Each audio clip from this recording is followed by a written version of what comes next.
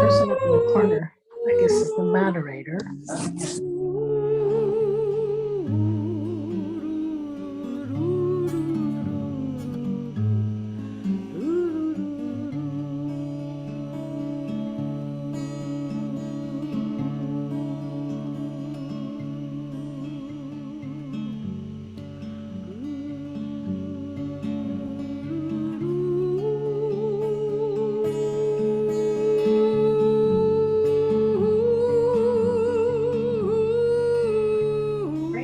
How do you do that?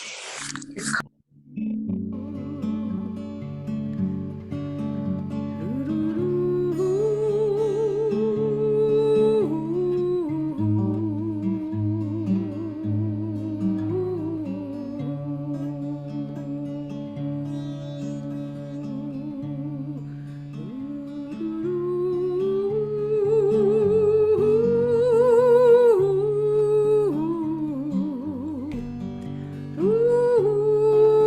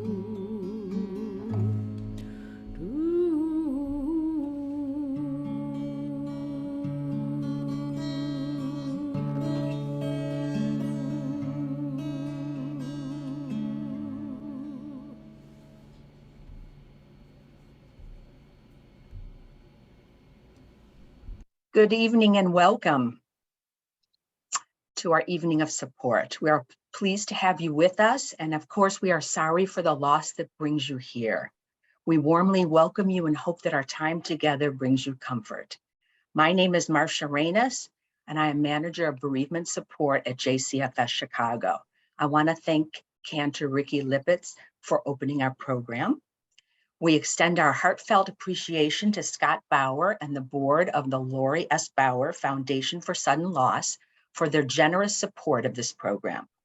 The foundation was established by Lori's friends and family in her honor to give help, healing, and hope to children and families that have suffered a sudden loss or crisis. Thank you for helping us to support those who are grieving. We now will review our program. Rabbi Joe Ozorowski will begin the program with a Hanukkah reflection. Then I will share some thoughts on the grief process and coping with loss. We will then welcome Michelle Resnick to share reflections on her grief journey. And then we will invite Cantor Ricky Lippitz to share some music. After this, Rabbi Joe will lead us in reflection and remembrance. And at the conclusion of our formal program, we will invite you to join a smaller breakout room conversation with JCFS staff. This will give you a chance to share and be in community. These groups are optional, and those who wish are free to leave after that. And I have a few announcements before we begin. Please keep yourself on mute so that everyone can hear our presenters. We will be recording our presenters along with the PowerPoint slides so that it can be shared with others. The identity of all participants is kept confidential. If for any reason you want to communicate with a JCFS staff person during the presentation, please send a message to Leah Shefsky on chat. And then we will send you a follow-up email after the program within the next week that includes resource materials. And so tonight we will learn more about grief. And as the writer Helen Keller reminds us, we bereaved are not alone. We belong to the largest company in all the world, the company of those who have known suffering. We are here for ourselves and we are here for one another. We hope that our time together will help you feel more connected. Thank you again to Scott Bauer and the Lori S. Bauer Foundation for helping us build this beautiful support community. We begin our program with some words of Torah from Rabbi Dr. Joseph Ozorowski. Rabbi Joe, as he is affectionately known, is a board-certified chaplain and rabbinic counselor at JCFS Chicago, where he leads our Jewish community chaplaincy program. Welcome, Rabbi Joe. Thank you, Marcia, and good evening, everybody. I want to thank all of you for coming tonight and offer my deepest condolences to you on behalf of myself and the JCFS team that is presenting tonight. We offer our condolences, our sorrow, and hope that we can share a little bit of your loss and give you some tools to which you can help you move forward. It took a lot of courage for all of you to come tonight to give up an hour or more of your time to be with people that you may not know at all, to share this time with us, and we want to acknowledge that courage. In the few minutes I have, I want to share a thought about Hanukkah, which is starting Sunday night. Many of us will be at home lighting candles. We'll start with one candle Sunday night and increase the number of candles as we go along through Hanukkah until we get to 8 candles. But the tradition wasn't always that way. The custom wasn't always that way. According to a passage in the Talmud, in the early years after the military victory in Jerusalem, as well as the narrative, the miracle of the oil, we are told by the Talmud that the original custom was to light, one candle for every household. And then maybe a century later, the 2 rabbinic sages and their followers, Hillel and Shammai, roughly 1st century, 2,000 years ago we're talking, had a dispute as to how to glorify and embellish the mitzvah of commemorating the miracle of Hanukkah. Shammai's view, which we don't follow, and that's what I'm going to explore with you, is that we started with 8 candles and then diminished the candles until on the last night we light 1 candle. Hillel's view is the view that most of us know, which is we start with 1 and go to 8. I have yet to find any historical reference, nor do I know anybody who follows Shammai's view. All of us follow Hillel from 8 to 1. The question is, why? Why did Hillel's view win out? For the last 2,000 years, it has won out. I've heard many explanations, but there's one that I want to share that actually speaks to our program tonight and the experiences that we are sharing tonight. I first heard this from my father-in-law, Rabbi Shlomo Rappaport of blessed memory. That name may be familiar to a few of you. He was the founding principal of what is now called Ida Crown Jewish Academy. I first heard this from him. That the time of year in which Hanukkah falls is actually the darkest time of year, physically dark. On the lunar calendar, Hanukkah falls out near the winter solstice. The amount of sunlight is the least amount of the year. The sun rises later and sets earlier than any other time of year. So this time of year is the least amount of sunlight. But as they say on the late night TV cable channels, but wait, there's more. There is more, actually. It's also in the lunar calendar, which dictates the Jewish calendar, the end of the Hebrew month of Kislev, which means the moon is waning, coming to a new moon, almost no moon, and then moving into the Hebrew month of Tevet, the last 3 days of Hanukkah, which is the new moon. So it's also the least amount of moonlight, the least amount of sunlight, the least amount of moonlight. It's the darkest time of the year. And what is the Jewish response to the dark times, to the darkest times of the year? This is why Hillel wins out in this approach. The answer to the darkest time of the year is to light candles. Not only to light candles, but to increase the light of candles, not to diminish the light of candles.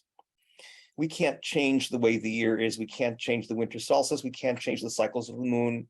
And we can't change the fact that people live and people die. And we've experienced deep losses, all of us who are sitting here together on this Zoom call. What we can do is come up with some strategies and tools, as well as an approach, a theological, pastoral, and emotional approach that can help us get through these dark times. And that is by light, using light, and increasing the light. We hope that tonight we can offer you some tools, some experiences that will help you increase the light in your lives at these very, very dark times. Thank you very much for listening. Rabbi Joe, thank you for your meaningful words of wisdom.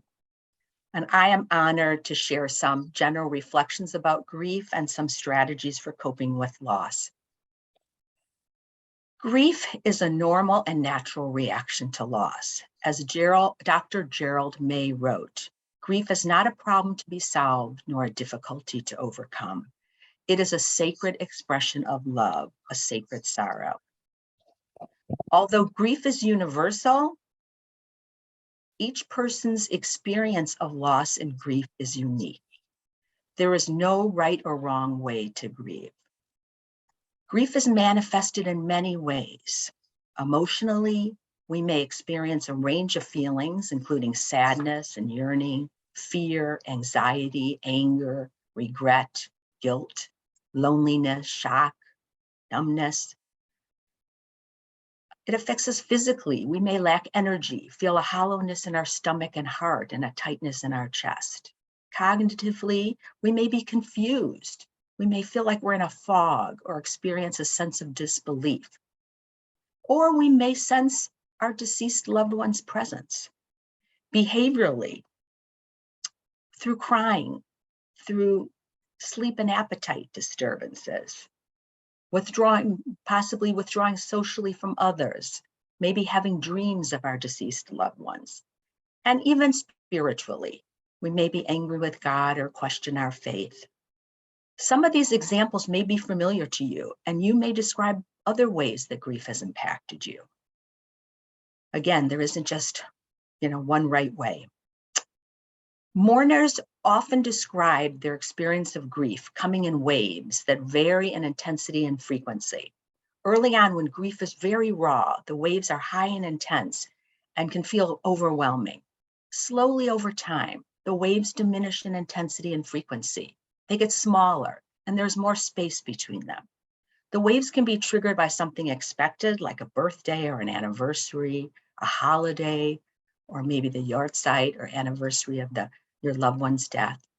Or it could be unexpected, hearing a song, smelling a certain food, or being in a certain location. Although these waves of grief can be unpredictable, the challenge is to recognize that you are experiencing a wave of grief and remember that no matter how much it hurts in the moment, the pain will eventually lessen. Grief is often likened to a journey with ups and downs and twists and turns. Grieving isn't linear, it's a process. It takes time and there is no set timeline. Grief is something we need to go through. The path to healing and growth asks us to acknowledge our painful emotions and express them rather than avoiding them. Some of you may be familiar with the children's book, We're Going on a Bear Hunt by Michael Rosen, that really conveys this so well. We can't go over it, we can't go under it, we've got to go through it. We don't move on from grief, we move forward with it, often one step at a time. Over time, we are better able to integrate our loss into our life and carry our grief. Sometimes people feel frustrated when they think they are doing better and then they have a bad day when they couldn't stop crying. They don't realize that this is all part of the process, and it doesn't mean that they aren't moving forward. For some of you, this is a year of first, including holidays that you'll be celebrating without your loved one. We recently celebrated Thanksgiving, and Hanukkah begins on Sunday night, as Rabbi Joe just told us. So what are some of the things that can help us as we cope with our grief during this season and throughout the year? First of all, take care of yourself. Be kind and gentle and compassionate with yourself, and take care of your physical health. What you need can change by the day or the moment, so start by asking, what do I need right now? Reach out for support. Identify who is in your circle of support. This may include family members, friends, neighbors, coworkers. If you're in a support group, members of your support group or your faith community, don't forget your pets. People can be there for us in different ways. Some you can cry with, some you can take a walk with, others you can share a meal with.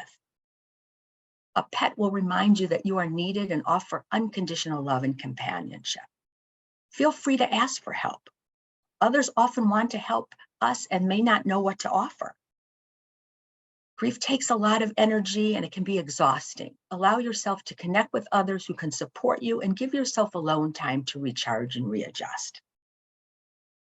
Find ways to express your grief by speaking with a trusted friend or family member, participating in a support group or counseling. Consider writing your thoughts and feelings in a journal, or expressing yourself through art or music or through movement. Practice mindfulness meditation, whatever works for you. Sharing memories of your loved one, finding a meaningful way to preserve or honor your loved one's memory can provide comfort and healing. Plan ahead for special occasions or important dates. You can prepare yourself with coping tools for what you anticipate might be hard, which may include holiday gatherings, special occasions, or those important dates like birthdays and anniversaries and yard sites. Think about what you can handle this year and eliminate the pressures about what you should or need to do. Feel free to create new rituals and traditions. It's okay to do things differently, especially while you're grieving. What is important is doing what's right for you. And allow for joyful moments. While we are grieving the death of a loved one, we are also trying to adjust to life after our loss. There are still people in your life and things that are special and meaningful to you, even if it seems hard to focus on this at this difficult time. Maybe a lot of tears right now, and there can be laughter and moments of joy too. Allow yourself to do things that make you feel good. And this may even include reaching out to others or volunteering for a cause that is meaningful to you or your loved one, because serving others can be very healing. And then use resources. For additional support, feel free to reach out to JCFS Chicago for counseling, for chaplaincy support, or a grief support group. Being with others who get it can help you feel you're not alone. Please know that we are here to walk with you on this journey, and you are not alone. Life may never be the same, but we can still learn to live our lives in a full and meaningful way, even after we experience deep loss. Do not hurry as you walk with grief. It does not help the journey. Walk slowly, pausing often. Do not hurry as you walk with grief. Now it's my honor to introduce Michelle Resnick. Marcia, I'm going to interrupt you just for one moment. I'm sorry for a technical piece. Just in case some of you don't know that up in the far right-hand corner where it says view, you can change, I'm actually going to spotlight myself so you can see me. You can change the view to be side-by-side speaker if you want to be able to see the speaker more.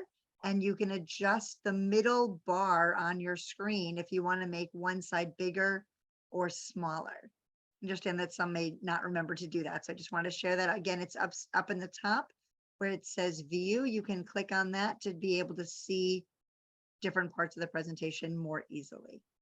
I'm sorry, I'm going to switch back to Marcia. Thank you. Thanks, from Anne, for sharing that.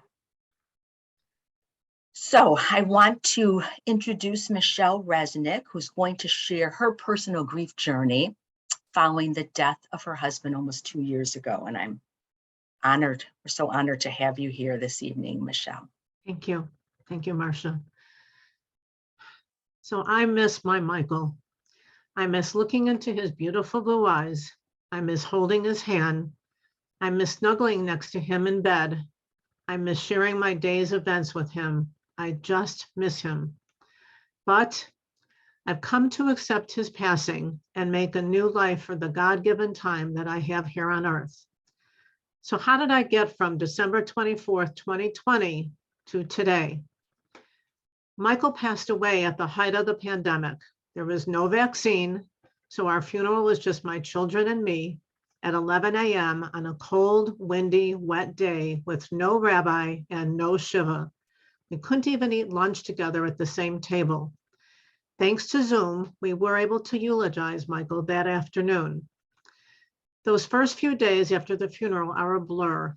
Our 50th wedding anniversary was just 3 days after Michael passed. I remember that day was very hard. I just didn't know what to do with myself. Then everyone returned to work. As before Michael's passing, I continued to babysit for my grandchildren while mom and dad worked.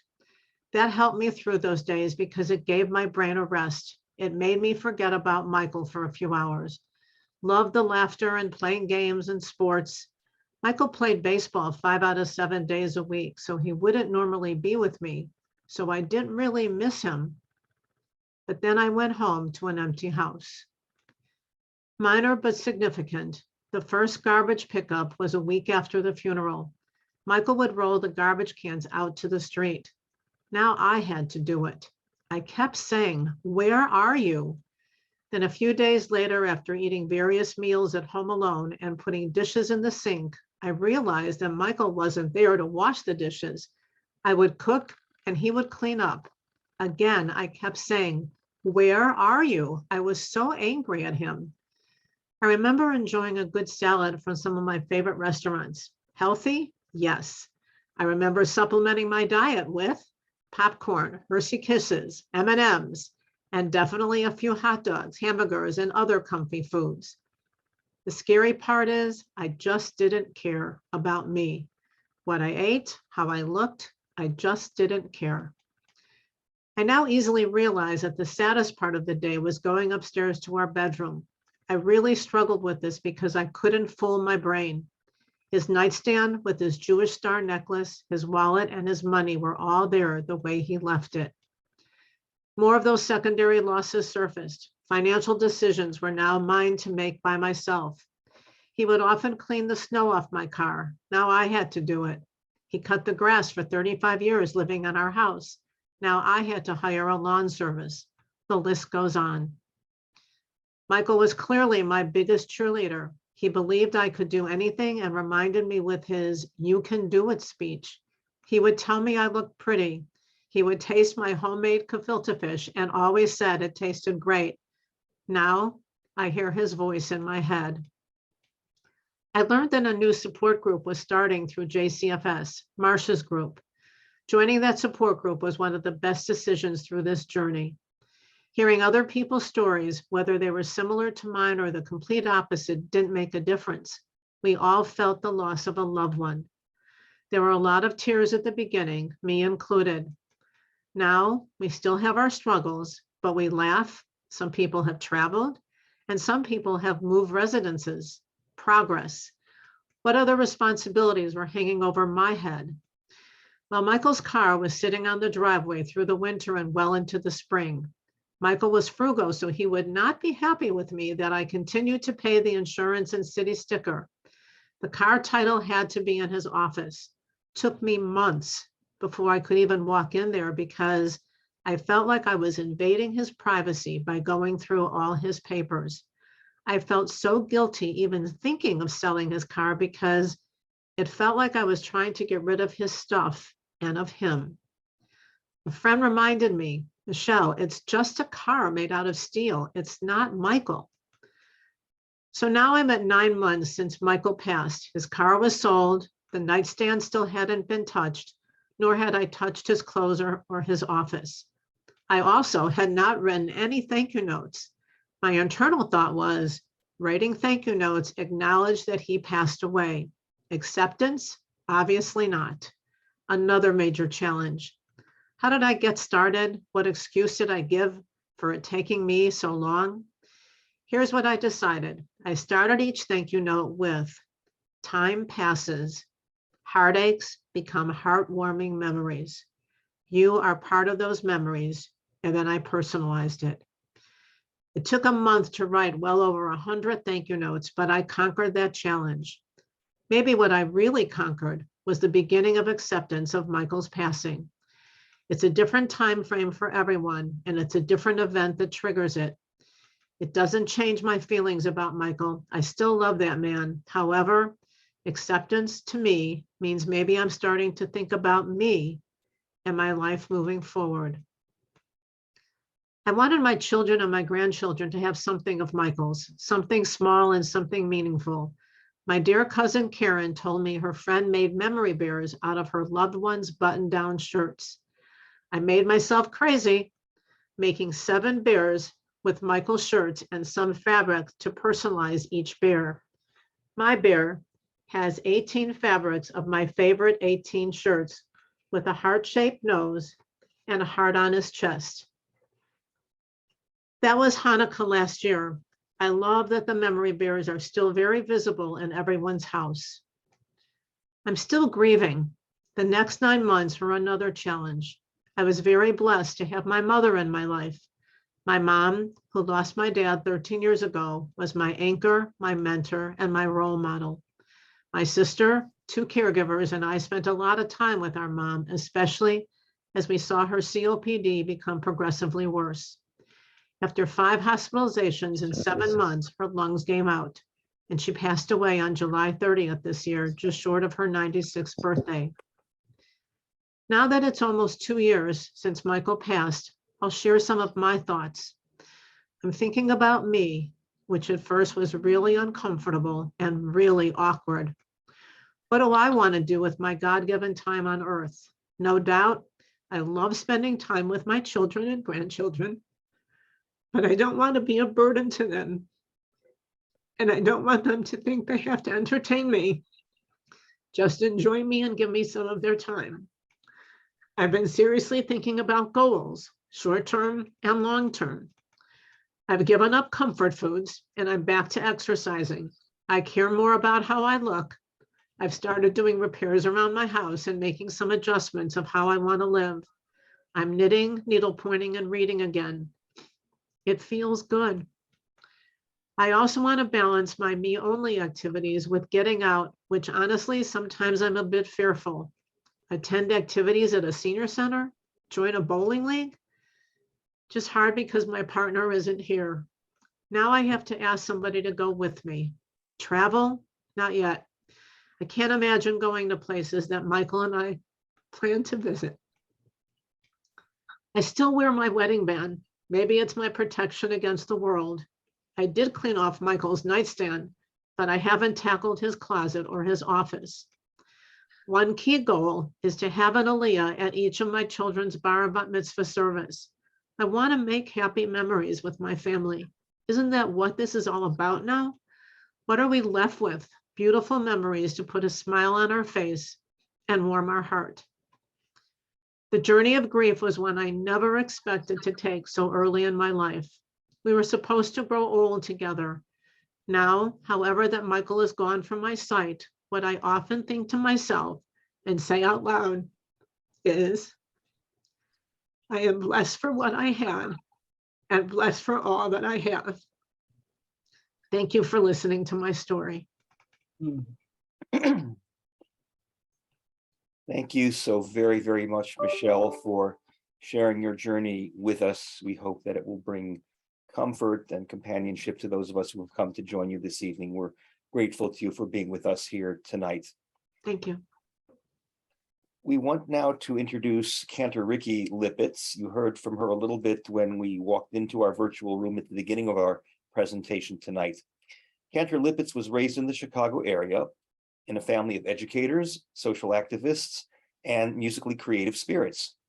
She was one of the first women to be invested as a cantor by the Jewish Theological Seminary of America, that's the conservative seminary, and served for 34 years as a chazan of Ohev Shalom congregation in South Orange, New Jersey. Her life's mission has been to create caring communities with spirited music as their core, and she's really happy to be back in the Chicago area, and we're happy to have her here. Thank you so very much, Rabbi Joe. And how perfect that the Hanukkah-linked song that I'd like to offer you is by the other Rabbi Joe, Rabbi Joe Black, also a son of Chicago, now a rabbi in Denver, Colorado, and a fine, fine composer of Jewish music. This is his song, Be the Light. And what I'd like to invite anyone on screen to do, even if we can't literally hear each other's voices, when we all sing, if there's gallery view available, you can see each other singing, and there's something beautiful about that too. So here you go. Here's Joe's Be the Light, and I'll teach you the refrain so you can join me in it in a moment. Be the, pardon me, be the light, be the light. When darkness surrounds us and we can't tell black from white, be the light, be the light. Each candle that we kindle calls on us to be the light. I'm going to move this up a little so I can move it above the little frog in my throat. Will you join me in that refrain? Give it a shot. Be the light, be the light. When darkness surrounds us and we can't tell black from white, be the light, be the light. Each candle that we kindle calls on us to be the light.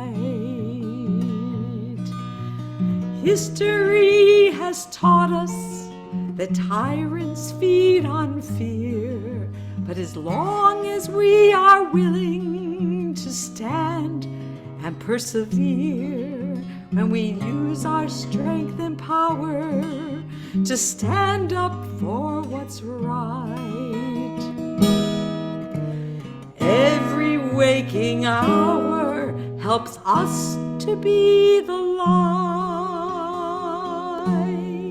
Be the light, be the light. When darkness surrounds us and we can't tell black from white, be the light, be the light. The candles that we kindle call on us to be the light. Each candle that we kindle calls calls on us to be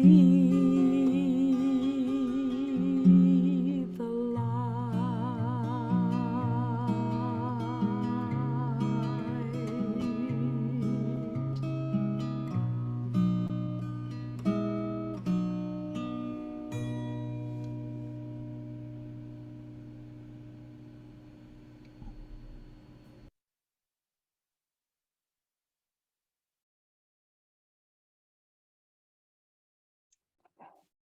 Thank you so very, very much, Cantor Ricky Lippitz. That was beautiful and so inspiring for so many of us. We appreciate hearing that.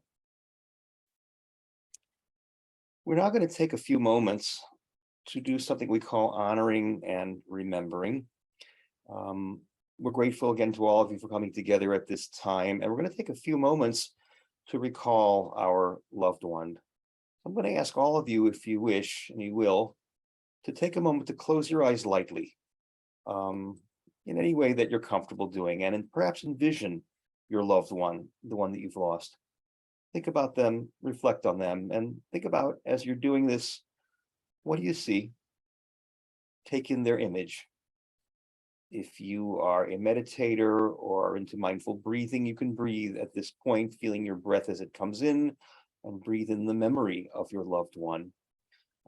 If not, you might want to reflect on an experience that you had, a memory that you had, something that you shared together. Let's take these moments and take a moment of silence as we recall our loved ones.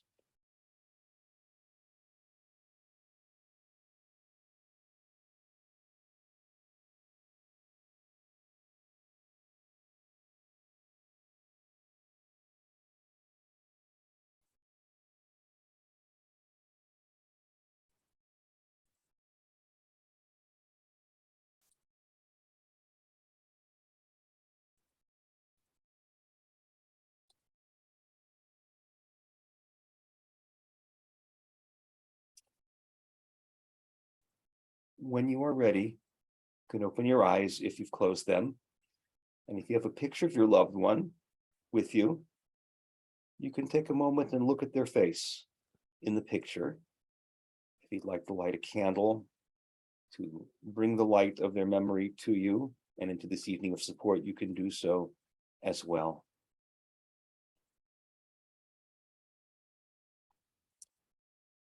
We're going to now close with a poem by Rabbi Karen Kedar. Some of you may know her. She is the Rabbi Emeritus of BJBE congregation in Deerfield.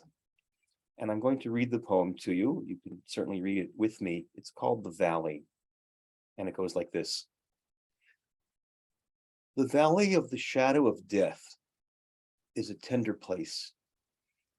It is a place of questions and things unsaid, and grace and love and depth and sadness.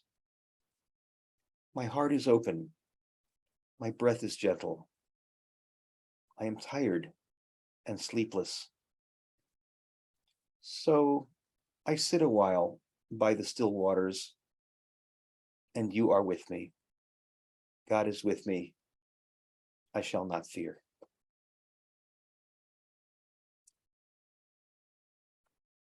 We want to take these concluding moments, first of all, to thank all of you for being with us tonight. We offer our condolences to you on your losses. We appreciate the fact that you chose to share this time with us. We hope it was helpful to you. We want to again thank our presenters, Cantor Ricky Lippitz, Michelle Resnick, and Marcia Rains, and of course the Laureus Bauer Foundation for Sudden Loss for supporting this evening's program. We are going to be sending you a follow-up email, which will include more information about our various support groups, references, chaplaincy support, counseling support, and evaluation of the program as well. The evaluation is really very important to us. Your feedback on the evaluation is important to the work that we do. So we ask that please you take a few minutes to complete it. And we close the formal part of our program with our blessings for you as you move along your grief journey. And it is a journey. It's a journey that we have no choice on. because we all move forward whether we want to or not. We encourage you to continue to find meaningful ways to honor the memory of your loved one as you continue to honor your own well-being. And please remember that we here at JCFS are always here to support you and be here for you. And again, we thank you for being here with us. Finally, for those who would like to stay on, and this is not a formal part of the program, you can log off in just a moment if you'd like to, but if you're interested and would like to join us, we will be inviting those of you who want to stay on to join a breakout room. Shortly, you'll see a pop-up message on your screen inviting you to join a breakout room. You just click join. If you're having any problems, just write a message in the chat. The chat's going to stay open and we will absolutely respond. And on that note, again, we thank you. It's probably hard for me to wish you a happy Hanukkah. For many of you, it won't be all that happy, but my blessing to all of you on behalf of our team is that you can find some happiness over Hanukkah.